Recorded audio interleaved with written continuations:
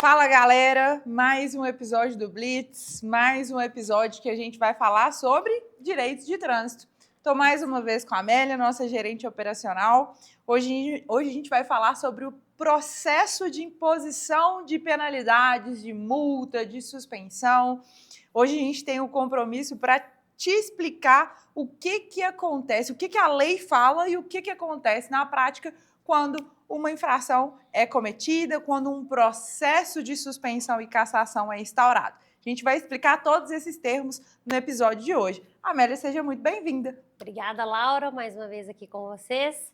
Felicíssima de falar mais uma vez sobre o tema de direito de trânsito, que é algo que já trabalhamos aí muitos anos. Obrigada. Compromisso desse ano da Só Multas em 2026 é ensinar cada vez mais pessoas a entenderem o direito de dirigir delas. É muito comum as pessoas pagarem por multas de infrações que elas não cometeram, pagarem por multas que os órgãos de trânsito aplicaram de maneira irregular, que o próprio órgão de trânsito, inclusive, descumpriu prazos que ele deveria cumprir, chega a cartinha na sua casa muito depois que a infração foi cometida e você vai lá e paga porque acha que está certo, ninguém questiona a autoridade de trânsito. Então, hoje a gente vai explicar esses processos, né, Amélia? Vamos lá, vamos começar do básico. Quando que nasce uma infração? Boa! Quando que uma infração de trânsito ela é gerada? Primeiro, quando você deixa de cumprir alguma regra que está prevista no Código de Trânsito Brasileiro. Ou qualquer regra, de direção, circulação, sinalização. Qualquer regra. Dirigir sem cinto de segurança, você está infringindo uma lei lá do CTB e você tem uma pena para isso. Então, fui autuada. O que é ser autuado? Você realmente cometer aquela infração. E foi fiscalizado por alguém ou algum equipamento. Exatamente, porque uma infração de trânsito ela não precisa ser só fiscalizada por um agente. A gente tem os equipamentos eletrônicos aí que também aplicam as infrações, as infrações de trânsito. Exatamente. Então, como que é gerada uma infração? Infringir uma lei. O que precisa ser gerado primeiro? Qual que é o primeiro documento inicial? Auto de infração. O que é esse auto de infração? É literalmente um documento que vai identificar qual a sua placa, quando que você foi autuado, se tem alguma observação. Exemplo, se for um agente de trânsito, ele precisa descrever como que ele observou aquela infração, ele não pode simplesmente autuar. Qual medida administrativa que ele cumpriu, se ele removeu o seu veículo, se não, se ficou por aquilo mesmo, ou se é algo muito específico, exemplo, uma película escura que estava no seu carro. Qual que estava, como que ele constatou. Ele pode também te pedir para que aquela irregularidade seja sanada ali naquele momento, ou te conceder um prazo, enfim. Então, o primeiro documento é esse auto de infração, para descrever como que se deu aquela infração de trânsito. Boa. Dessa fala da Amélia, a gente consegue resumir alguns pontos. Primeiro, uma infração, para ela ser real, para ela existir, tem que existir esse documento, que é o auto de infração, ou popular AIT. Exato. Esse auto de infração ele pode ser produzido por um agente de trânsito ou por um equipamento eletrônico. Exemplo, um radar. Um radar ele tem que preencher um auto de infração. Depois, esse documento, quando é preenchido por um equipamento eletrônico, tem que ser validado, obviamente, por um humano, por uma autoridade de trânsito. Mas ele pode ser produzido por um equipamento eletrônico ou por um agente. Isso. Certo? E aí o órgão ele tem o prazo, depois que ele gera esse auto de infração, até 10 dias para validar de fato. Para validar. Se vai ser emitida uma próxima notificação ou se realmente ele falou, o agente errou aqui. Aí é como se você não tivesse sido autuado daquela infração. Bom, então todos os agentes do Brasil produzem os autos de infração, isso vai para uma autoridade superior a ele para validar se aquele auto de infração está certo e ele pode dar sequência nas próximas etapas ou descartado. Ou se ele vai ser descartado. Exato. Ótimo. Primeiro insight que a gente tirou dessa sua fala. Segundo não necessariamente é necessário, eu sou redundante, né? Mas não obrigatoriamente é preciso parar o carro e, por sua vez, o condutor para aplicar uma infração, né, Amélia? O agente ele pode ver um carro à distância, cometer uma infração, exemplo, um condutor sem cinto, como você mencionou, e preencher o auto de infração, não é isso? Exatamente. Não é preciso parar o carro. Não é preciso parar. Óbvio, existem algumas infrações que obrigatoriamente precisa ser parado. Não até tem mesmo- como soprar Não bafômetro tem à distância. Exatamente, então você precisa ser parado. Outras não, às vezes ele está numa distância, às vezes seu carro está no meio de uma rodovia e ele está do outro lado, mas identificou algum erro, ele pode sim preencher esse auto de infração e te autuar daquela determinada infringência que você teve da regra. É muito comum as pessoas perguntarem isso. Ah, mas o agente não me parou e me multou. Pode? Pode. Preferencialmente, o Código de Trânsito, o Manual Brasileiro de Fiscalização, que é outra lei que a gente também tem, que regulamenta como o agente de trânsito vai fiscalizar, ele diz que é preferencialmente mediante abordagem. Exato. Mas que se não tiver abordagem naquelas infrações em que for autorizado a constatação à distância, é possível fazer à distância desde que se justifique o porquê não foi parado o carro. Então, nesse exemplo que a Amélia deu, na hora que a gente identifica que um condutor cometeu uma infração de trânsito, ele tem que ir lá e justificar, olha, eu não parei o veículo por conta do fluxo do trânsito. Exato. Então, ele tem que justificar por que ele não fez a abordagem daquele condutor e, por sua vez, daquele veículo. Isso. Não é isso? Para cada infração de trânsito, os agentes têm um manual. Uma regrinha do que tem que fazer. Daquela infração. Então, toda infração de trânsito, ela tem um código. O que é um código? É o código junto com a descrição que vai formar a infração de trânsito. Um exemplo é a infração de embriaguez, que aí é 516/91. E aí vai, nos seus desdobramentos, tem outras, né? E aí tem quando autuar, quando não, porque é diferente se eu estou embriagado ou se eu recusei o bafômetro. Então, ele tem... E esse campo que você trouxe, que muitos agentes não fazem. Por quê? No auto de infração, tem um campo que é campo de observação. Ou seja, ele precisa fundamentar o porquê que ele não cumpriu uma medida administrativa ou porquê que ele não te abordou de fato e descrever a situação observada da infração. Então, ele tem que virar e falar, o condutor estava dirigindo sem cinto de segurança, não consegui parar para que ele coloque o cinto, né? Siga a viagem, mas coloque o cinto, porque o fluxo de carro estava intenso. Então, tem que ter. E o que não acontece? Esse campo, ele fica sem nada. Quando a Amélia fala a palavra medida administrativa, é porque tem algumas infrações que o Código de Trânsito determina a remoção do veículo, a remoção da irregularidade. Então, exemplo, da película, né, do insufilme, do popular insufilme que todo mundo conhece. Tem que tirar o insufilme quando o veículo é retido e parado, ou se tem outra irregularidade, por exemplo, o condutor está dirigindo de chinelo, ele tem que ou tirar o chinelo ou colocar um sapato que seja seguro à direção. Então, isso são medidas administrativas. Então, tem que parar, tem que remover, entre outras. Por quê?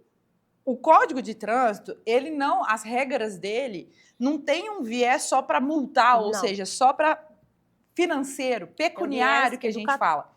Ele é também educativo. Exato. E, obviamente, para promover a segurança de todos os envolvidos do trânsito. Então, vamos pensar que o agente de trânsito, ele identifica que um veículo está num lugar que não só é irregular, estacionado num lugar irregular, mas que está prejudicando toda a circulação de uma via. Alguém largou um veículo parado num lugar que o outro veículo não consegue seguir, está prejudicando a circulação do trânsito. A medida administrativa, quando se estaciona num lugar irregular, é a remoção. Tem que tirar aquele carro de lá. Exato. Não adianta só multar, dar a multinha lá. Tem que resolver o problema. Tem que resolver o problema, porque aquilo está prejudicando todo mundo que passa naquele lugar. Exato. E isso tem um caráter muito mais do que educativo. É para promover a segurança de todo mundo. Pode acontecer um acidente se aquele carro continuar lá. Exatamente. O que acontece muitas vezes na prática com as medidas administrativas, Amélia? Não são cumpridas, não resolve um problema. E quando a gente traz esse ponto que também é educativo, esse exemplo da película mesmo é um exemplo. Não necessariamente ele precisa te autuar. Ele pode te conceder um prazo de falar assim, olha aqui, você precisa tirar essa película aqui, que não está no padrão previsto no Código de Trânsito Brasileiro, e eu vou te dar o prazo de 5 dias para você regularizar isso. E aí você tem que ir lá no órgão que te autuou, geralmente nesses casos de insufilme, assim, sempre uma Polícia Rodoviária Federal, ir lá e apresentar o seu carro. E você não precisa de receber uma multa. Só que o que acontece? Além de você ter que apresentar o carro, te dão esse prazo, te autuam também. É por isso que tem esse sentimento, né, Amélia, de indústria da multa, né? Exato. Por quê? Porque a maioria das autuações que a gente tem hoje, quando a gente fala autuações, é esse ato de autuar, né? Vem do verbo autuar os veículos, abordar os veículos, também é uma expressão sinônima. Porque muitas vezes a atuação dos agentes de trânsito são meramente para arrecadação. É multa, multa. É muito comum quando a gente tem uma fila de veículos estacionados num lugar irregular, né, que é proibido estacionar, tem lá. Antigamente, a gente vai falar sobre isso, sobre a obrigatoriedade de entregar a segunda via do AIT, colocava-se um papelzinho lá no retrovisor de cada um daqueles carros falando que eles estão parados, né, estacionados em lugar proibido. E não tiravam os carros dali. Não.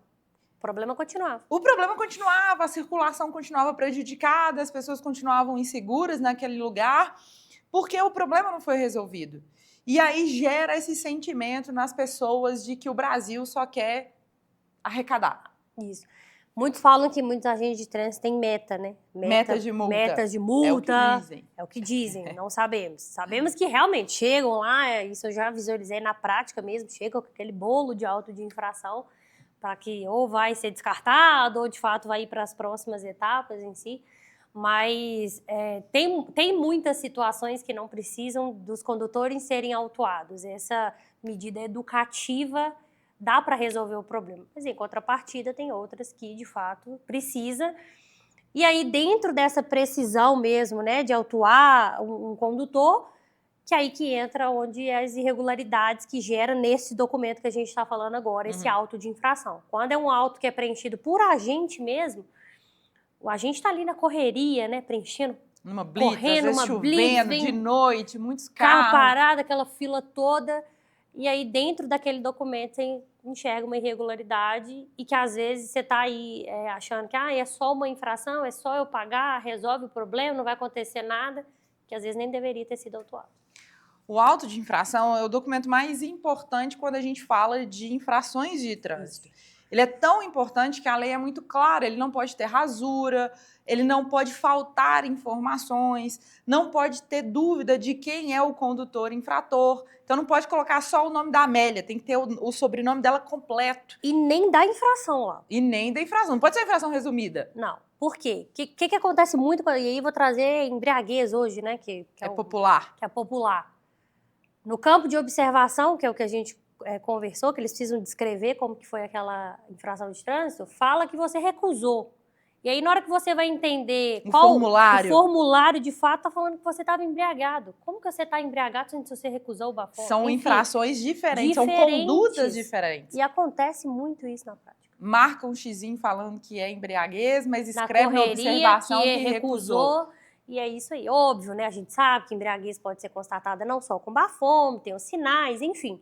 Mas na correria, marca a infração naquilo mesmo e aí tá lá, ó, se contradizendo no próprio auto de infração, falando que você recusou, mas na verdade você estava embriagado. Às vezes quem escuta a gente falando assim, parece que é tudo muito burocrático, né? Que é uma burocracia imensa para se aplicar uma infração. Mas é porque o nosso Código de Trânsito tem penalidades muito rigorosas para, por exemplo, quem dirige embriagado é 1 ano sem dirigir. É uma multa de R$3.000. Então, não é possível a gente autuar e, por sua vez, multar pessoas assim, né? Sem critério, sem ter muita certeza que aquela infração foi cometida. E para quem escutou o outro episódio que a gente gravou, a gente falou muito sobre os erros que acontecem nos órgãos de trânsito. É porque realmente eles estão passíveis de erros, né? Os agentes. Mas eles têm que seguir uma série de critérios para que cada vez menos esses erros aconteçam, para que a gente não tenha condutores sendo suspensos de maneira errada. Por isso que foi criado a ficha, quando a gente fala ficha de enquadramento das infrações. Mas é uma ficha basicamente para o agente de trânsito saber autuar ou não saber. Isso é para reduzir esse tanto erro que acontece. Ainda assim, com essas fichas, que isso é antigo, tem erros nos autos de infração. Outra coisa que pouca gente sabe é que todo mundo tem direito à segunda via desse auto de infração. Isso. Afinal de contas, é o documento que conta a história da infração. Que dia foi, qual carro, quem estava dirigindo, as informações sobre o local, como é que o agente constatou, se estava chovendo, se não estava, se foi na rua A, se foi na rua B. Então, conta-se a história da infração através do AIT, do auto de infração de trânsito. Por sua vez, se conta a história relacionada ao seu carro, a você, enquanto condutor, você tem o direito de receber uma segunda via, não é isso, Amélia? Exatamente. Você pode pedir no momento da abordagem que seja, ou buscar essa segunda via para você entender como se deu aquela infração. E o que a gente se depara com a agente de trânsito não te entregando essa via. Quando é presencial. Quando é presencial. E quando você vai no sistema do órgão, ele fala que ele tem um prazo mínimo de 90 dias para ser emitido. Olha o prazo. A gravidade, o prazo, exato. Os prazos que tem para emitir uma notificação. Como que eu elaboro, né, eu mando uma defesa para um órgão autuador se eu não tenho acesso ao principal documento, que é o auto de infração, e ele me fala que é 90, e aí trazendo o prazo da notificação, que é 30. A Amélia já está adiantando o nosso próximo assunto, a nossa próxima etapa, que é como a gente se defende dessa infração. Mas ela trouxe um problema muito grave, porque alguns órgãos, e talvez a maioria, pedem um prazo para fornecer um documento que é direito seu acessar. Isso. Claro, a gente tem alguns órgãos, a Amélia pode citar alguns, salvo engano, o Detran de Minas já disponibiliza isso de forma digitalizada, não é, Amélia? Tem, mas o Detran tem essa peculiaridade dos 90 dias. Tem? De Minas Gerais? Tem algum órgão que disponibiliza isso na hora? Você entra no site e está lá disponível? Santa Catarina tem, o DR é na hora, a Prefeitura de Belo Horizonte, falando de Minas em si, é na hora. Bahia, pelo site, pelo né? site, é. Bahia, por exemplo, se você quiser ter acesso, é mandar um requerimento, pra você ter ideia. Então, a gente tem alguns órgãos que você consegue esse documento facilmente, ele está digitalizado quando é um agente que preencheu, ou se é de um sistema eletrônico, aquele documento já vai lá automaticamente para o sistema. Então, você consegue pegar a segunda via.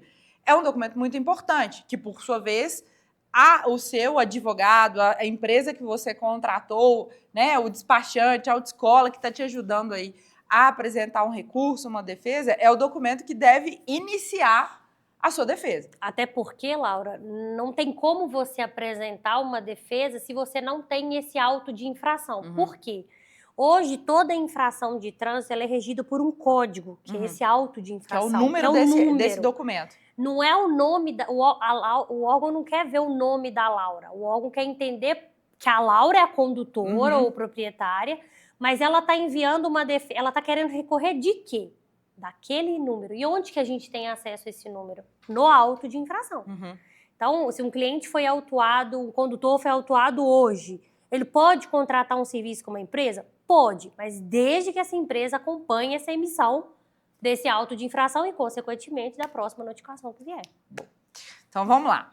Primeiro documento que existe, que dá origem a essa infração antes de você ser multado. As pessoas acham que a abordagem aconteceu hoje, amanhã eu tenho que pagar a multa. Não é assim, tem um monte de coisa que acontece. Então, a primeira coisa que tem que acontecer é esse documento ser produzido na hora. Tem como produzir auto de infração depois, Amélia? 3 dias depois, a gente viu a infração ontem. Não.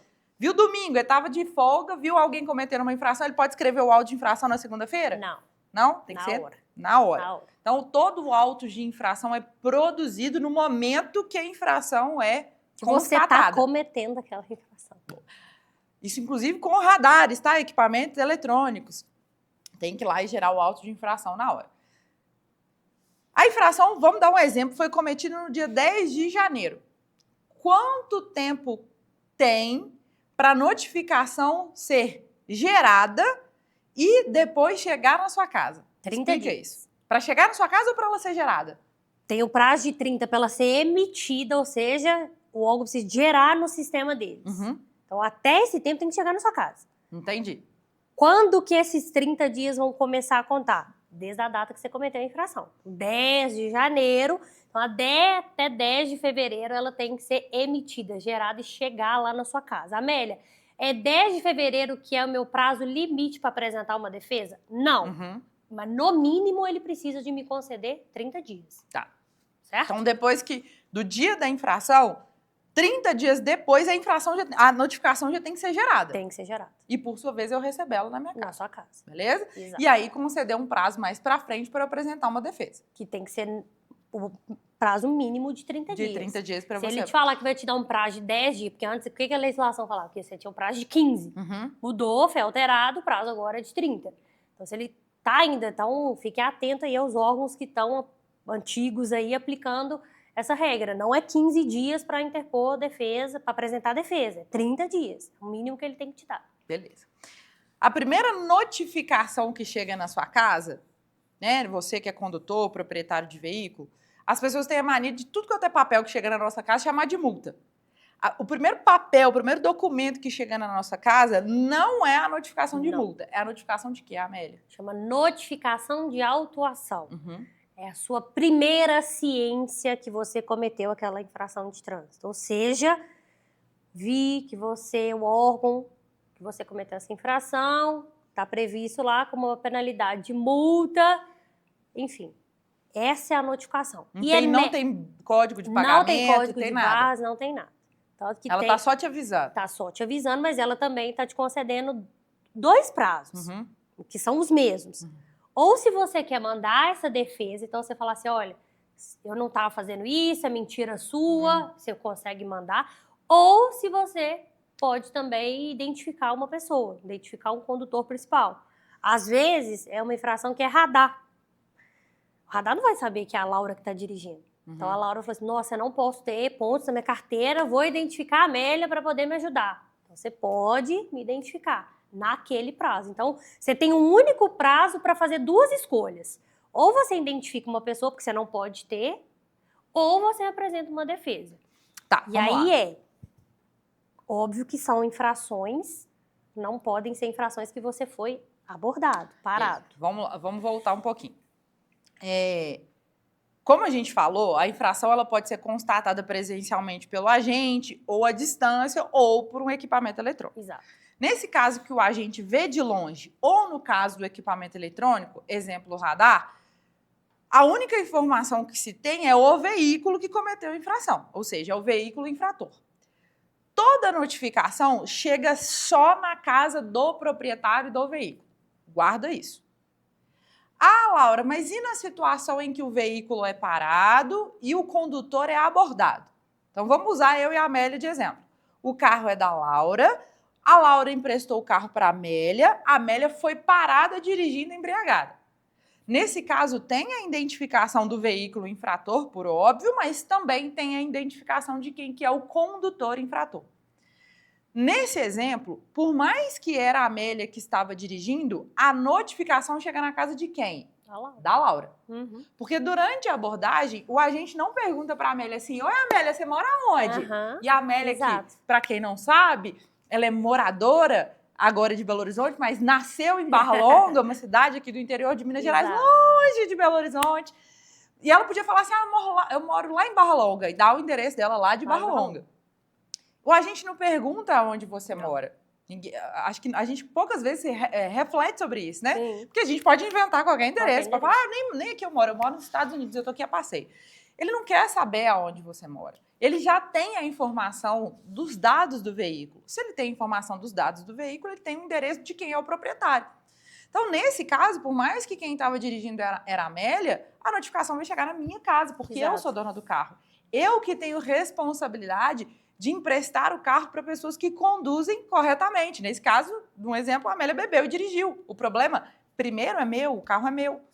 O débito do carro é seu. Quem tem que pagar a multa para a justiça, por direito de trânsito, é a Laura. Se a Laura vai cobrar da Amélia, se a Amélia vai pagar de 12 vezes, ou se eu vou falar, Amélia, não tem problema, acontece, eu vou assumir a multa, isso é uma coisa entre eu e a Amélia. Exato. Mas eu sou dona do carro, eu tenho responsabilidade sobre a multa. Em contrapartida, a Amélia foi autuada dirigindo. Quem cometeu a infração, quem tem que ser penalizada pela infração, é a Amélia. Exatamente. A gente vai falar sobre isso já já. Mas é a primeira coisa que a gente tem que guardar. As notificações chegam sempre na casa do proprietário. Só que tem mais um exemplo, que é quando a infração foi cometida à distância. Então, vamos continuar nesse mesmo raciocínio. O carro é da Laura, mas eu emprestei para a Amélia. E a Amélia passou no radar rapidinho, acima da velocidade permitida. Quando a notificação chegar na minha casa, eu vou bater o olho, obrigatoriamente tem que ter a data da infração, eu vou voltar no tempo e falar assim, nesse dia eu emprestei o carro para a Amélia. Não foi eu quem estava dirigindo, eu não posso receber esses pontos. O que eu vou fazer então, Amélia? Identificação de condutor. Que vem nessa notificação. Que vem nessa notificação. Você vai identificar e vai falar assim, olha, os pontos, porque uma infração de trânsito, ela não gera multa e ponto. Então, toda vez que a gente fala multa, a gente está falando de valor e está falando de qual é a gravidade daquela infração. Então, você vai receber os pontos. E vão pensar que eu, Amélia, sou permissionária, por exemplo. Eu não posso ter aquele ponto. E aí eu vou conversar com a Laura e falar, Laura, eu vou identificar a minha mãe, tá? Para a Laura também não ter o ponto, que ela também não pode, até porque ela não pode assumir uma infração que ela não cometeu. E eu também sou permissionária. Vou, mãe, vem aqui, vou te identificar. Mas isso não pode fazer pela lei não, viu, gente? O auto de infração permite que você faça isso, né? O formulário. Mas isso. O certo é quem cometeu a infração ser identificado. Ser identificado, exatamente. E aí você consegue fazer a identificação de condutor. Ou você consegue apresentar uma defesa. Então, por isso que quando na notificação tem um único prazo só, mas você consegue ir para 2 caminhos. Ou você apresenta uma defesa ou você identifica. A gente consegue identificar e apresentar a defesa ao mesmo tempo? Consegue. Consegue fazer as duas coisas. Consegue fazer as duas coisas. Então, eu consigo identificar, falar assim, ó, era a Amélia que estava dirigindo, mas também me defender, porque a gente, tanto eu enquanto proprietária, quanto a Amélia, a gente não concorda com essa infração. O radar estava escondido, estava atrás de uma árvore, estava com a aferição vencida, ou seja, ele estava lá sem verificação pelo metro há muito tempo. A gente também consegue fazer essa identificação, falar, olha, era a Amélia que estava dirigindo, não era a Laura, mas ainda assim a Amélia consegue apresentar uma defesa, né, Amélia? Consegue apresentar. E aí o interessante é sempre fazer a defesa em nome da pessoa que foi identificada. Embora você, proprietária, tenha legitimidade, né? Você pode recorrer daquela infração, mas o interessante é você fazer até pelos entendimentos dos órgãos em si, né? A gente trouxe no podcast que a gente conversou sobre esses erros dos órgãos, é muito disso. Tem órgão que vai entender que, não, é só o proprietário, mas tem órgão que vai entender que a pessoa que foi identificada pode. E aí, um ponto importante da identificação. Cuidado para quem você vai fazer a identificação. Porque se você está pensando que você vai fazer uma identificação para uma pessoa qualquer, a pessoa não tem habilitação, ela é indeferida e automaticamente essa responsabilidade passa para o proprietário do veículo. Então vamos pensar. A Amélia é minha amiga, de verdade, e aí eu emprestei o carro para ela, só que ela acabou de tirar a habilitação, ela é recém-habilitada, ela é permissionária ainda. Aí, ela passou nesse radar, excesso de velocidade aí, mais de 50%, que inclusive é uma infração autossuspensiva. Amélia, pelo amor de Deus, Laura, eu não posso receber essa infração. Eu vou falar, eu também não posso, porque além da multa ser cara, vai me suspender 8 meses. Sim. Ela, peraí que eu vou arrumar alguém para passar essa infração, para identificar, né? Transferir os pontos, né? As pessoas usam muito essa expressão, vou transferir os pontos. Isso, a gente pode até fazer um episódio sobre isso, é outro crime. Não é tão fiscalizado? Não é tão. A verdade é essa. Ninguém nunca foi preso porque fez uma identificação irregular. Mas ela vai lá e traz os dados da avó dela. Eu vou identificar minha avó. Aí pegou o nome da avó dela, identidade. Não é possível. Não tem nem campo no formulário de identificação do condutor para preencher de uma pessoa que não tem CNH. Tem que colocar o registro da habilitação de quem é o condutor. Tá? Não tem como identificar, transferir pontos para uma pessoa que não tem. Habilitada. E o que acontece muito, tem clientes nossos que fazem isso. E aí fala, não, já fiz. Aí você começa a fazer pergunta para ele, essa pessoa tem CNH? E ele vira e fala assim, não tem CNH. Eu falei, essa identificação sua vai ser indeferida. Não vai valer de nada. Nada. E aí o que acontece? A responsabilidade daquela infração passa para o proprietário. O órgão não te dá outro prazo para você identificar. É um só. É um só. Emitiu a penalidade de multa, que é o que a gente vai conversar daqui a pouco. Posso voltar lá e identificar a pessoa correta? Não, é só nessa fase da notificação de autuação que você identifica o condutor. Essa fala da Amélia é importante até para a gente fazer uma segunda análise. A notificação de autuação é a primeira notificação que chega na sua casa, é o que a gente acabou de ensinar. E ela é a única notificação que tem prazo e, por sua vez, o formulário para fazer a identificação do condutor. Então, o órgão não pode deixar de enviar essa notificação na sua casa. Não. E o que acontece muitas vezes na prática? Essa notificação não chega. Não. E essa é a única oportunidade que você tem de fazer a identificação do condutor. Então, se essa notificação não chegar na sua casa, você, proprietário do veículo, está perdendo um direito seu. Imagina quem tem frota de veículo, tem empresa aí que tem um caminhão, tem gente que aluga o carro para Uber, né? Então, compra vários carros e aluga esses carros para motoristas de Uber. E se as notificações não chegarem na sua casa, você que é proprietário desses carros, você vai perder o direito de identificar. Uma etapa muito importante para todo proprietário de veículo. Exatamente.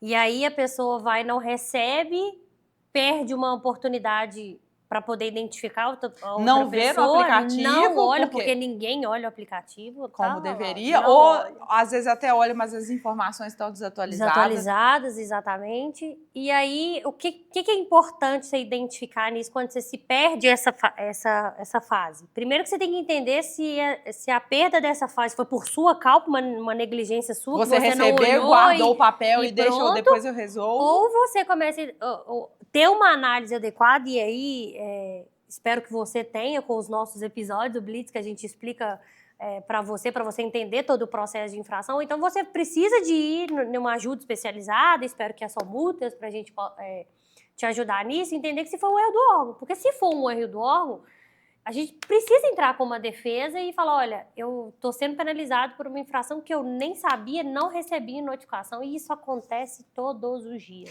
É um argumento que, inclusive, a gente usa muito nos nossos recursos, né? Fortíssimo. A gente fala lá, escreve que a notificação não chegou ou no prazo corretamente, ou ela nunca chegou na casa do proprietário.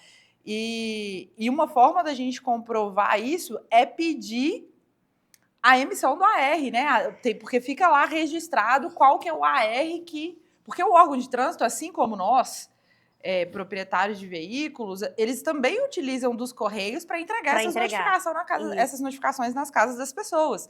Então, se tem o correio, tem o AR. Isso. E aí, às vezes, a gente pede o AR para o órgão, não tem o número que comprova que essa notificação foi emitida. Porque toda vez que a gente manda um recurso, uma defesa para o órgão, ele precisa de deferir ou indeferir, ou seja, vai acatar ou não vai. Mas para isso, você precisa de fundamentar para mim por que ele não acatou aquela defesa. Sim. E muito, quando você vê, e aí eles trazem informação de AR, às vezes pega qualquer AR, o que a gente faz? Joga esse AR lá no site dos Correios e começa a comparar o prazo que teve da notificação ser emitida, se foi entregue depois, porque no dia que chega na casa do condutor. E aí você começa a falar assim, não teve isso aqui. Aí eu tenho que debater isso no próximo recurso. Que aí é onde entra a nossa próxima notificação. Entendi. Que aí é a notificação de quê? Penalidade.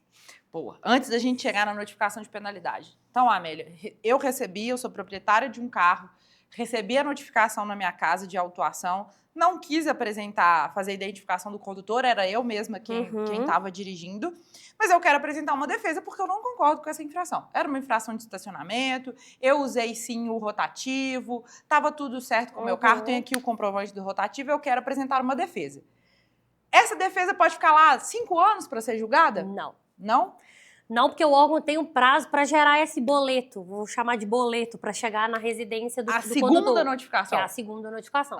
Que é a chamada notificação de penalidade, de multa. Que é o que todo mundo chama de multa, na verdade é essa... Notificação de penalidade. É a segunda notificação que chega na casa do proprietário do veículo. Exatamente. E aí nessa notificação que vai vir o código de barra, se você vai querer pagar ele agora, ou você vai entrar com recurso e aguardar o efeito suspensivo aí.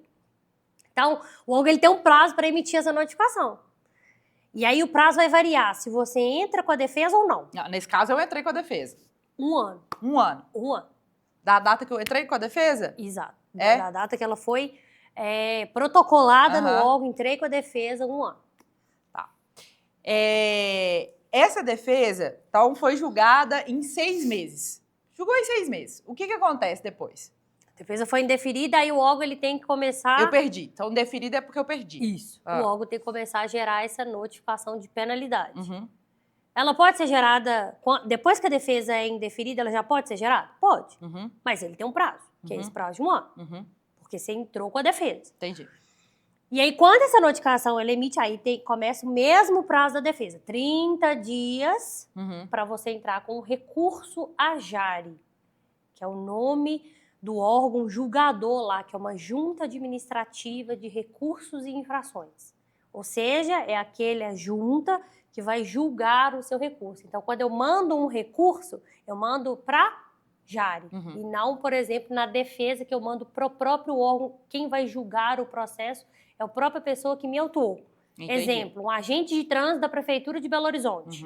Então, na fase, quando eu estou na defesa, eu mando uma defesa, quem vai Julgar é o próprio agente que me autuou. Uhum. E a chance, muitas vezes, dele indeferir pode ser um pouquinho maior do que a junta administrativa. Uhum. Agora, no outro, passa por uma outra etapa. Então, é uma junta. Literalmente, eles fazem sessões de julgamento. Né? Uhum. E, às vezes, 2 vezes na semana, uma vez. Uhum. Então, junta aquele tanto de gente em uma sala e vai analisar, olha, aí vai votando os votos. Uhum. Então, a quantidade de maior voto, se é pelo deferimento e indeferimento, que você vai ter a decisão final.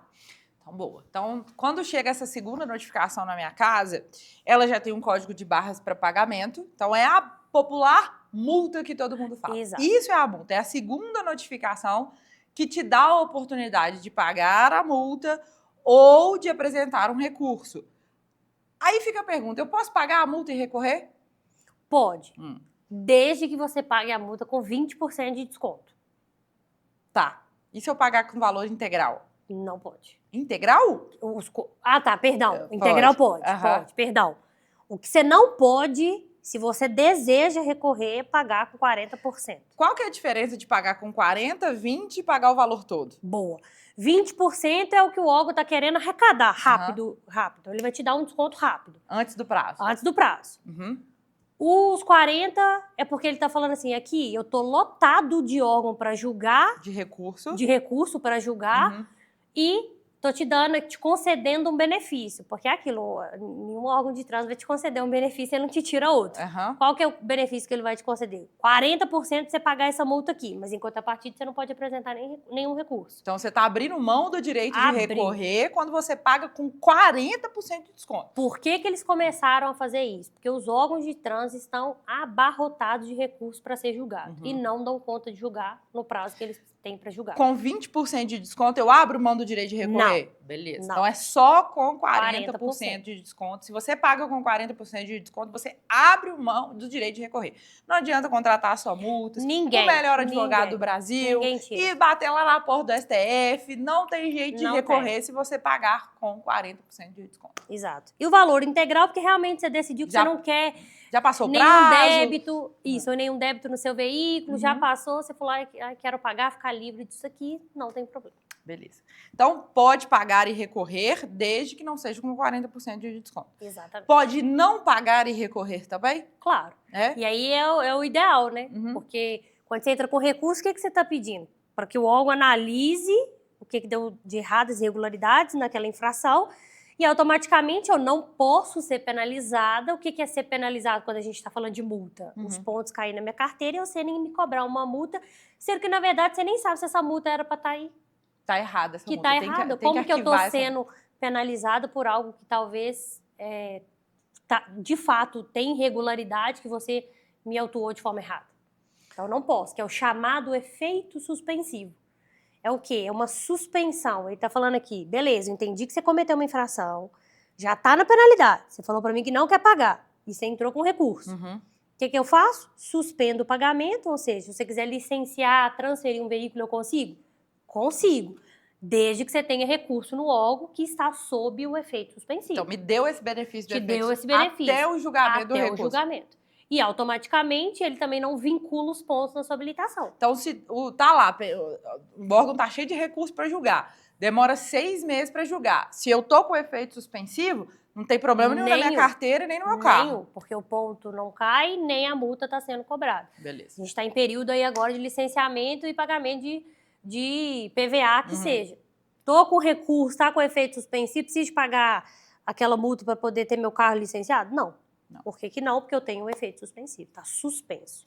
Beleza. Enquanto eu tô aí com o efeito suspensivo e esse recurso está em pauta de julgamento, eu posso dirigir normalmente, não tem problema nenhum no meu carro, você acabou de explicar. Quanto tempo que esse recurso fica em julgamento?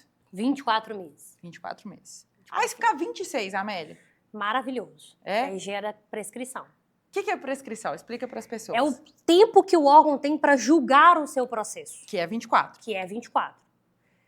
Amélia, ele foi lá e julgou com 30 meses. Prescreveu, porque a lei é 24. E às vezes quando eu falo esse prazo, eu falo, nossa, esse tempo todo. É raro a gente pegar, salvo órgãos que são, sabe, já está numa atuação muito mais na frente de outros, que julgam um pouco mais rápido. Mas em regra demora 24, 30, às vezes 3 anos, 4 anos. Para o condutor, isso é maravilhoso. Porque o órgão perdeu o prazo e aí, por sua vez, eu não Isso. posso ser penalizado daquela infração. E às vezes é uma infração que de fato você cometeu, você falou assim, não, porque tem muita gente que entra com recurso e fala assim, não quero pagar isso agora. Quer ganhar um tempo. Quer ganhar um tempo. Uhum. E aí você sabe assim, eu acho que eu vou acabar sendo penalizado por isso mesmo, porque eu cometi, tá tudo certo, e não sei o que, não sei o que. Só que aí você não tá entendendo o órgão que te autuou. Às vezes é um órgão muito demorado. Vou te dar um exemplo, Detran de Minas, acontece muito disso. Esquece o recurso lá e fica o recurso 3 anos, 4 anos em julgamento. E aí você pensando que às vezes você vai ser penalizado por uma infração, mas que na verdade o órgão errou. Aí é onde a gente entra. Que falando, olha, prescreveu, ele não julgou no prazo legal e a gente manda um requerimento pedindo para poder ser arquivado aquele processo. Então, olha que legal. A gente tem prazo para cumprir, né? A gente, enquanto proprietário, enquanto condutor de veículo, não tem como a gente receber uma notificação com o prazo de uma defesa dia 10 de fevereiro e entregar essa defesa no dia 12. Não. Mesma coisa com o recurso à Jari. Recebi uma multa, tá lá o prazo dia 10 de abril para eu apresentar o recurso. Lá em maio eu quero apresentar meu recurso. Não tem como. Eu perdi o prazo. Então, o prazo existe para mim, mas também exige para o órgão. Proprietário de veículo, condutor, mas também existe para o órgão. Existe. Então, o órgão tem 24 meses, 2 anos aí para poder jogar um recurso. Se ele julgar em 2 anos e meio, prescreveu o direito dele. E isso se você tiver alguém para argumentar a prescrição. Porque é assim. O prazo existe. O prazo existe. Mas se ninguém falar... Se ninguém falar, o órgão vai fazer da forma como ele bem entender. Vai aplicar as multas, cobrar o valor, te suspender. Exato. Hoje tem o Código de Trânsito Brasileiro muito claro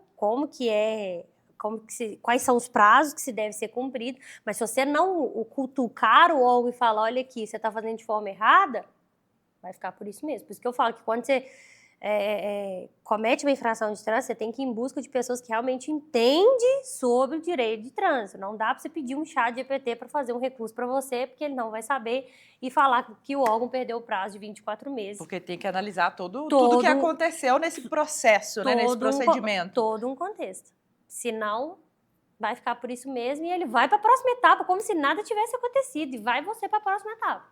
Beleza. Então, vamos falar da próxima etapa. Então, nesse meu exemplo, eu apresentei uma defesa e perdi, ela foi julgada em 6 meses, ou seja, está dentro aí do prazo. Apresentei um recurso da multa que recebi na minha casa. Esse recurso foi julgado, sei lá, 1 ano e meio. Depois que julga o meu recurso da multa, que o nome correto é recurso à Jari, que você já explicou, Amélia, eu posso apresentar um outro recurso e chega alguma notificação na minha casa? Boa. Desse julgamento, desse recurso, dessa multa? Chega. Só que a notificação agora é a notificação da decisão da Jari. Da decisão. Que é o recurso anterior que você enviou.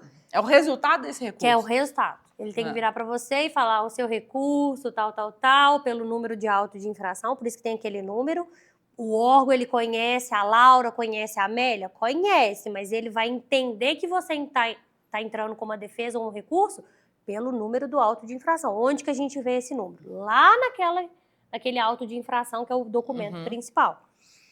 E vai te conceder um prazo para você entrar para a próxima etapa. Qual que é esse prazo? 30 dias depois da data que o seu recurso foi indeferido. Desse julgamento? De todo esse julgamento. Ou seja... Vamos pensar que teve uma sessão de julgamento hoje. Aí o site do órgão atualizou amanhã, falando que foi indeferido. Então, a partir de amanhã, não é hoje não, é a partir do momento que ele dá ciência. Deu ciência, 30 dias. É 30 dias para poder interpor o quê? O recurso ao CETRAN, que é o Conselho Estadual de Trânsito. É um nível acima, né? É um nível acima. O que eu peço para ele? Revisite qual que foi a decisão da Jari, porque julgou errado e eu preciso que você faça uma revisão dessa decisão. Tanto é que muitos dizem aí, jurisprudências que seja, que não dá para a gente trazer novos argumentos no CETRAN. No recurso ao CETRAN. Por que não? Porque é uma revisão da Jari. Então, eu tô só... quando eu mando um recurso CETRAN, o que o órgão tem que fazer? Chegou, ele tem que pensar. O que é pensar? Juntar o recurso que você manda para a Jari e mandar tudo lá para o CETRAN. É as só multas que manda a Jari junto com o CETRAN? Não. É o cliente? Não. O próprio órgão. Ele tem que estar lá com a Jari, do ladinho, o voto deles, junta com o nosso recurso, que eu estou pedindo uma revisão, manda para eles. Eles é um conselho, então também vai ter uma sessão de julgamento, só que aí agora a gente está falando de estadual. É o nível acima. É um nível acima, que não tem relações com a Jari, com o agente de trânsito, é bem separado. E ele também tem um prazo de 24 meses para julgar. Então, ele pode ficar 2 anos ali sem julgar. Então, ou seja, eu cometi uma infração dia 10 de janeiro de 2026. Eu tenho 1 ano para julgar a defesa, mais 2 anos para julgar o recurso à Jari e mais 2 anos para julgar o recurso ao CETRAN. Então, essa infração, para ela passar por todos esses pontos, todas essas etapas, isso tudo pode durar 5 anos. 5 anos. E aí eu falo muito nos meus treinamentos, você prefere pagar uma multa, e vamos pensar numa multa no valor alto, embriaguez, R$ 2.934. 10 de janeiro de 26 ou 10 de janeiro de 2031? Considerando que o órgão pode prescrever, ou seja, pode não julgar nos 2 anos. Não emitir pode... as notificações no prazo legal. Exatamente. Então, um monte de erro do órgão de trânsito pode acontecer aí da Jari, do CETRAN, enfim, da autoridade de trânsito, de todas as pessoas envolvidas dentro desse longo processo que a gente tentou explicar nesse episódio de hoje. Que as pessoas acham que não acontecem, né, Amélia? E isso é só o básico, tá, Laura? Isso é o básico do que acontece nos bastidores. Porque isso a gente falou da fase de infração, né? Que é a diferença, né? Porque depois que julga esse recurso ao CETRAN, o que acontece? A infração cai na habilitação e aí sim eu tenho que pagar a multa. Aí você tem que pagar a multa. Aí começa a exigência de fato. Eu tenho como postergar depois desse pagamento? Não. Aí agora é fatal. Gerou um indeferimento. Ou seja, o órgão falou, no CETRAN falou que a Jari está certa, então indeferiu o meu recurso. Você cometeu essa infração mesmo. Você cometeu a infração. O que ele vai fazer? Fez a comunicação com o Detran vai lá, vincula os pontos na habilitação, então caiu. E a infração não veio. A infração começa a ser cobrada. E aí, se eu quiser fazer uma transferência, fiz uma venda do veículo, preciso fazer transferência, tem que fazer esse pagamento. Vamos explicar isso, Amélia? Eu acho que essa época do ano vale a pena, ainda mais num episódio como esse, a gente falar um pouquinho sobre essa questão do IPVA e do licenciamento. Boa. É um senso comum, todo ano eu recebo uma mensagem de uma amiga, de um familiar, esse ano foi da minha melhor amiga, ano passado foi da minha prima, me perguntando, Laura, meu Deus do céu, eu vim olhar aqui, consultar o meu carro, ele tá licenciado 2000 e bolinha, ou seja, não tá licenciado naquele ano. Minha amiga esse ano falou, Laura, meu carro tá licenciado 2024, sendo que eu paguei o IPVA e a taxa de licenciamento de 2025, mas o licenciamento não saiu. Por que não saiu, Amélia? Porque tem débito no veículo. Débito de quê? Multa. Por que a gente está tendo essa conversa hoje? As pessoas não sabem que a multa, e por sua vez a infração que deu origem àquela multa, causa impedimento no veículo. Você pode ter pago o IPVA, pode ter pago a taxa de licenciamento, mas se tiver alguma multa com prazo para pagamento ou vencida, essa multa causa bloqueio no veículo, causa impedimento. O seu carro não fica licenciado.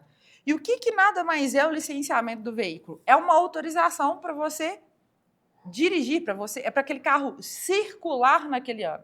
Ou seja, o seu carro está licenciado para ser conduzido, para circular no estado de Minas Gerais e, por sua vez, no Brasil, no ano de 2026. Isso. E o que acontece muito é desse pagamento aí do licenciamento, PVA, e não paga a multa. E aí, se você tá dirigindo e é parado numa blitz, e aí seu carro, ele é removido, aí vai levar o carro para onde? Para o pátio. Aí, sim, o pátio, além de você ter que pagar diária de pátio, o pátio não vai te liberar no mesmo dia, se você não pagar todas as multas. E detalhe, por isso que eu falo que muitos órgãos mesmo de trânsito, os órgãos em si que cuidam dessa questão do trânsito em si, eles não sabem tanto a legislação, tem casos eles cobrarem até infrações que estão em autuação. Acontece muito. Não tem nem a fase de multa ainda. Que nem tem a fase de multa, e ele fala, não, eu vou te liberar se tudo tiver pago. Olha que problema. Se for na sexta-feira à tarde, então, aí é a diária da sexta, a diária do sábado, a diária do domingo. E aí, o que você poderia ter feito antes de tirar toda essa dor de cabeça? Entrado com o recurso ia ter efeito suspensivo, você não ia precisar de pagar. Pois é. Então, essa época do ano é uma época do ano que a gente avisa todos os nossos franqueados, todos os nossos especialistas, para avisar o cliente que quando ele contrata a gente, o efeito suspensivo, ele vai suspender a infração do veículo e, por sua vez, os pontos e, por sua vez, a multa, se a gente estiver falando de uma infração com multa. Mas que esse efeito suspensivo demora um pouquinho. Às vezes demora 20, 30, até 40 dias, vai depender de cada órgão. E essa multa sabe, a gente conhece cada prazo. Se o cliente está muito afoito, né? Eu quero meu carro licenciado naquele ano, a gente até recomenda pagar a multa. Só que o que as pessoas também não sabem? Se você pagar a multa e depois ganhar o recurso, o que acontece, Amélia? Você pode solicitar restituição para o órgão. Cada órgão tem o seu formulário de restituição, onde vai pedir todos os seus dados bancários. E também eles têm um prazo, tá, gente? Não é tão rápido, amanhã tá o dinheiro na sua conta de novo, não. Mas vai restituir. Mas restitui. De 60 dias, 90 dias a 120 dias, o valor daquela multa tá na sua conta. Mas tem essa possibilidade de você solicitar a restituição. Sobre essa questão do IPVA e do licenciamento, eu queria dar uma dica. Primeiro, consulte se o seu carro está licenciado. Primeira coisa, 25. A gente está no início de 2026 ainda. Os estados estão iniciando agora a cobrança do IPVA, a maioria faz parcelado de 3 vezes, então a gente tem aí janeiro, fevereiro, março, às vezes até abril, dependendo do estado. É diferente os prazos de cada estado, então Minas Gerais é diferente de São Paulo, que é diferente da Bahia, do Rio de Janeiro e por aí vai. Então cada estado tem os prazos de cobrança e de exigência do licenciamento de 2026. Portanto, o seu carro precisa estar licenciado em 2025. Isso. Se você está com o licenciamento de 2024 e for parado numa blitz, o seu carro vai ser removido para o pátio do Detran. E aí a dor de cabeça é muito maior. Beleza. Então agora, o que você quer fazer? Regularizar o seu carro para ele estar licenciado em 2026. Que vai começar a exigência ali em meados de junho, julho, dependendo de cada estado. Pode começar um pouquinho antes, mas bem ali no meio do ano. Se você quiser licenciar o seu carro para 2026, então paga a taxa de licenciamento, paga o IPVA parcelado ou a parcela única, fica a seu critério, e verifica se tem multas em aberto, beleza? Laura, não tenho multa, paguei. Automaticamente, demora alguns dias ali e já sai o licenciamento de 2026. Cometeu outras infrações ao longo do ano, isso não faz você perder o licenciamento. Uma vez que você adquiriu o licenciamento do ano, pronto, você pode cometer outras infrações que você não perde. Isso vai travar para o próximo se você não resolver aquela infração. Onde que você acha as informações sobre o licenciamento do veículo? No site do Detran, onde o seu veículo está registrado. E no geral, a maioria dos estados, para você emitir o boleto de pagamento do IPVA e do licenciamento, é pelo site da Secretaria de Fazenda do seu estado. Cuidado com os golpes, tá? Porque tá tendo muito, Laura. Eles fazem os anúncios patrocinados, e aí o primeiro site que fica é um Quando site você que joga lá no Google, lá, pagar Isso. IPVA. Às vezes o primeiro site não é o site do Detran. Não é o site. Entenda, tem tudo pelo Gov, não é nada fácil assim que você consegue acessar. De repente você pega o boleto, aparece no seu e-mail. Não existe isso. Toma muito cuidado, porque esse período é o período que tem muito golpe. E aí você tá pagando caro e, na verdade, você não vai ter nem seu veículo licenciado. Está pagando para um golpista. Exato. Não está licenciando seu carro. Então, qualquer lugar que você for acessar informações do IPVA vai exigir o seu GOV. Então, se você não sabe mexer, pede um sobrinho, pede um filho, pede um irmão, vai esposa, na sua multas. Procura sua multas, a gente consegue te ajudar nisso. A gente verifica se tem infrações para recorrer, ou se não tiver, a gente te dá as orientações aonde você vai buscar a informação necessária, tá? Mas cuidado com o golpe, que essa época tem muito. Amélia, para a gente ir caminhando para o final, todo esse procedimento de recorrer de uma infração é um direito, não é? Com certeza.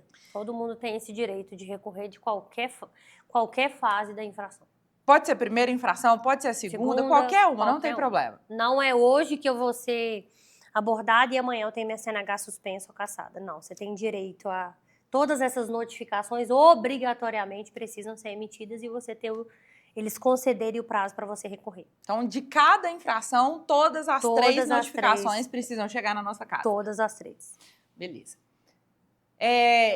O último tópico que eu queria abordar contigo, Amélia, é sobre a questão de quantos pontos eu posso ter na minha CNH. Boa. Porque a gente explicou todo o procedimento para uma infração e, por sua vez, os seus pontos serem incluídos no veículo e serem incluídos na habilitação.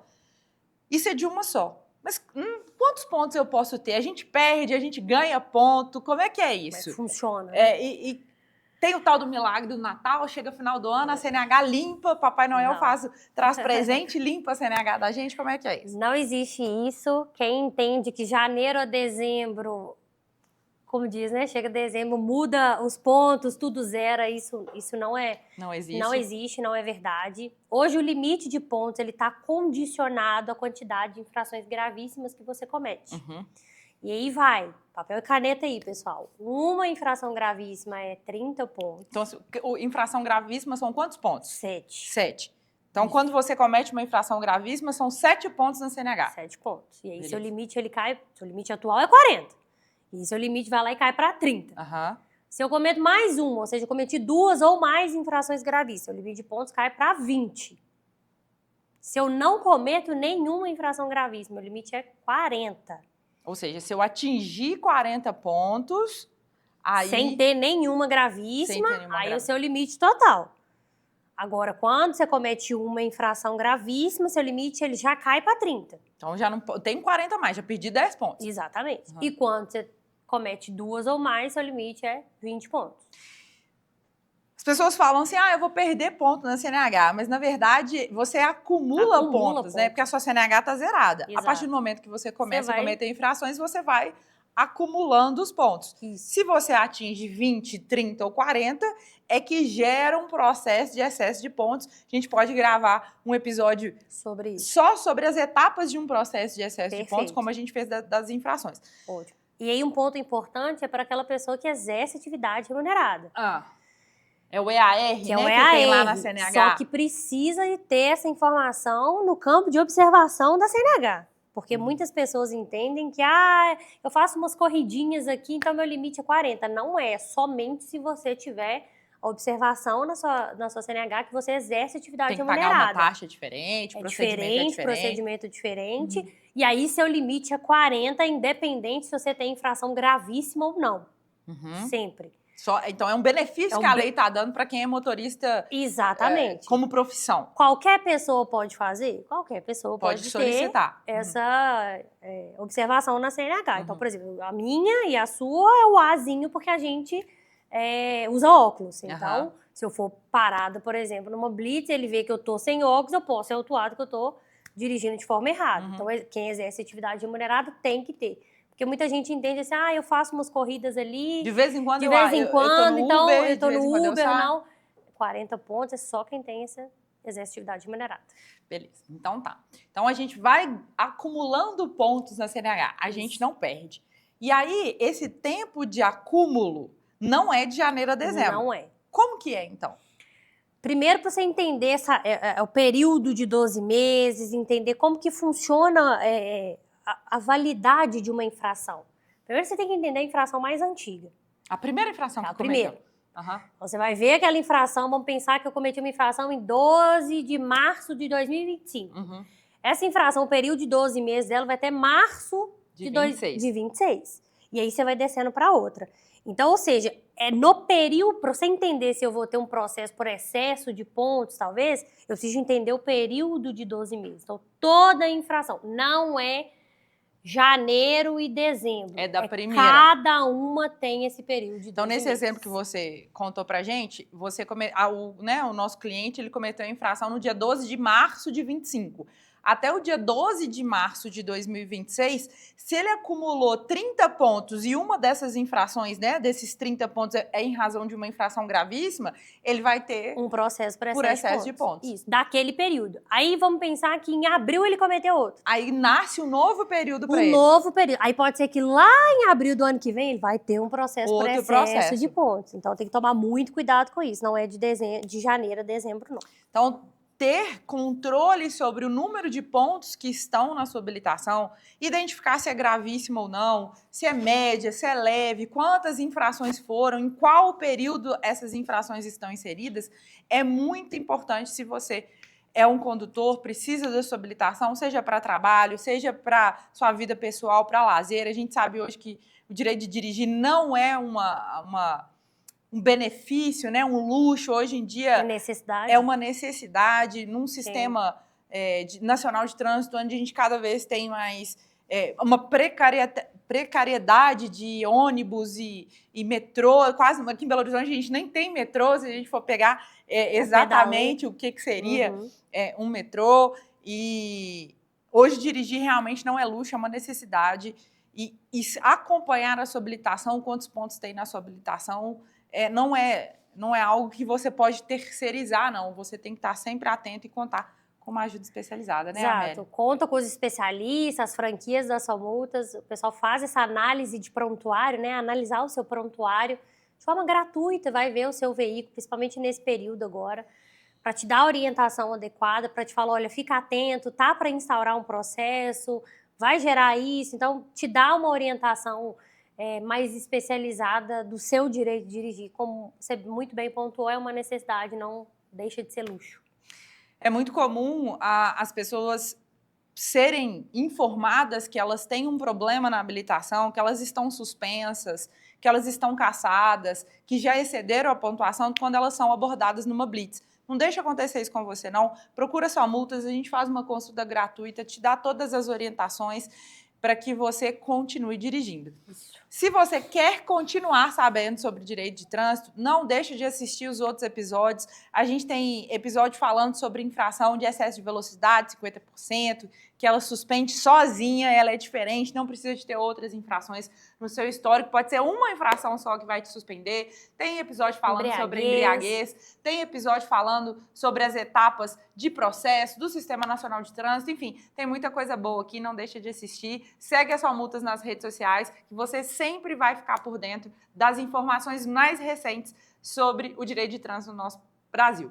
Amélia, muito obrigada. A gente segue juntas falando sobre direito de trânsito e o nosso jeito Somultas de fazer a melhor prestação de serviço nessa área. Exato. E o nosso principal papel é a proteção do direito de dirigir. Contem com a gente para te ajudar nisso. Até a próxima, pessoal. Obrigada, Até pessoal. mais. Tchau, tchau.